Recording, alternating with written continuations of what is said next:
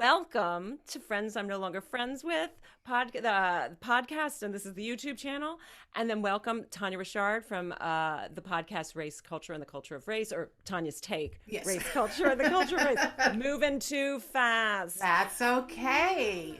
Well, I'm excited. So we are wrapping up our conversations about the season finale, episode 10 of And Just Like That. And I have to say, like last week I was like, we don't even have to watch it. And I was like, I'm giving up. And you know what? It's a lesson in don't give up, because they brought Samantha back. I loved it. Oh, They brought Samantha back into the story, and my heart just was like, yes. that is interesting. That's sort of how you took it, which I guess is what they were doing. But for some reason, it didn't land that way for me. Oh, how did it land for you?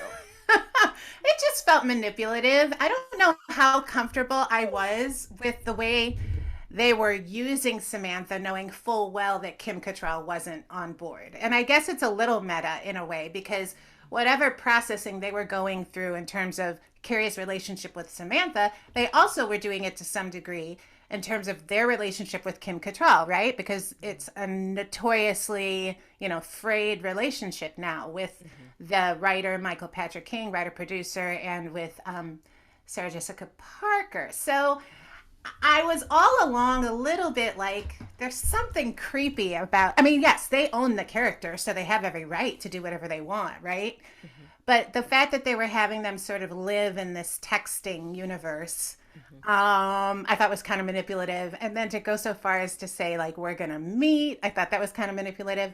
And also, I want to know why Samantha's always right next to her phone, ready to immediately text back Carrie whenever she reaches out.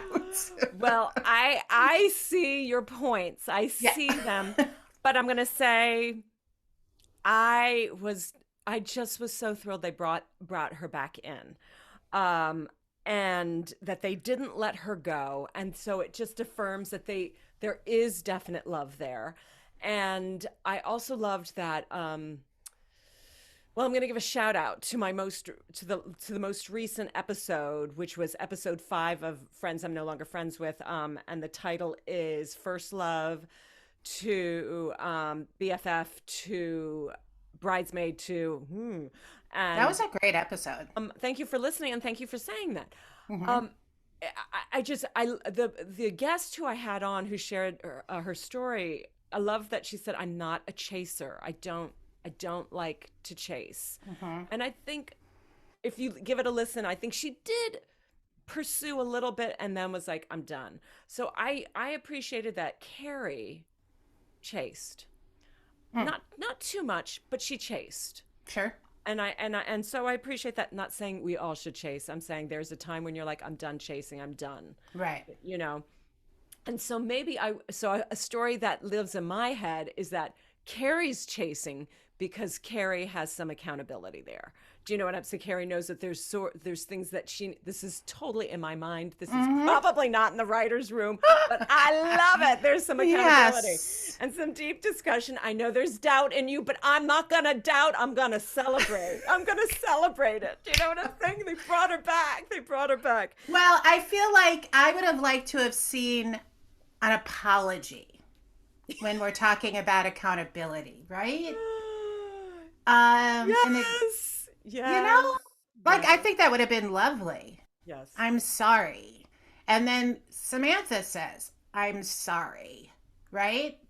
Mm-hmm. Which isn't to say that they can't get together in Paris with Carrie in that ridiculous outfit. Oh my, the outfit was not good. That was not good. It was not good. But you know what?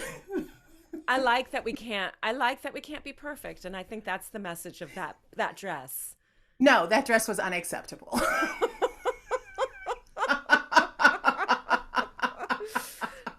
She tried. She looked wildly insane.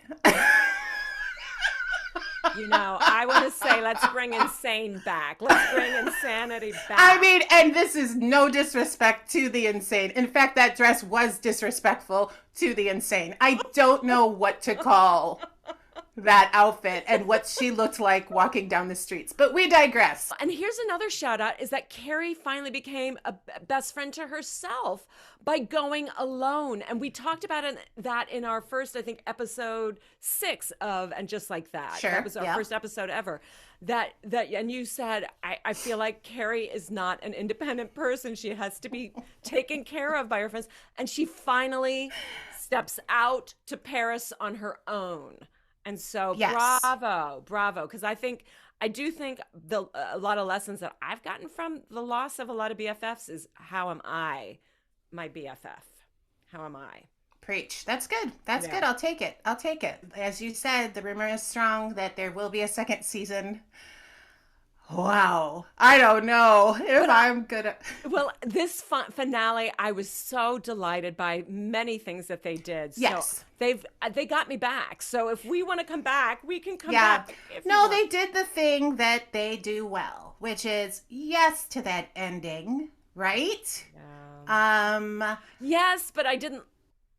Well, I'm going to just comment on the direction. I felt it was not directed well. I did. The scene in the elevator? Yes. I felt that I didn't buy it. I mean, I'm kidding myself if I don't think I would watch a second season. I am not strong enough. So we'll see, Got to be where you are. Got to be where you are. Yeah. I'm going to also, there's another thing I want to really celebrate is I liked what they did with the big dream. Carrie has a dream about big. And so there's something that I've learned, and if I have the word wrong, it's very possible, but wormholes in our head, like the song. I love that the Todd Rundgren song of Hello, It's Me came back in, because I'm going to just do a shout out, like the dead aren't dead. I mean, the dead aren't dead. Like sometimes you think this relationship is dead in the water, and it ain't dead. Nothing's dead. I don't think anything's dead. I don't think people are dead. And I speak and I say that with my heart open and understanding, because if I have some people who are dead in my life who I miss, but how do we still reconnect? And I love that he connected with her. And the song is like, it's important to me that you are free. And Sure. For another perspective, that sequence disturbed me.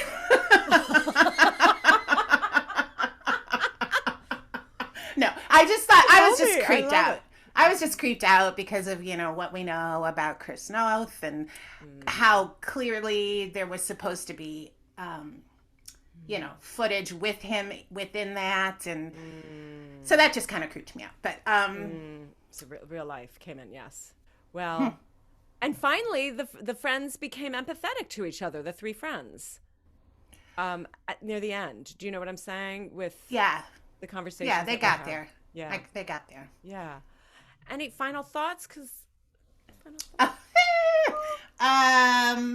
Final thoughts. I mean, I think I'm still processing. I love that we've done these, and of course we should continue if second season comes back. And I think I have no final thoughts, which is rare. Beautiful. Well, and just like that, we are done with season 1. Ta-da!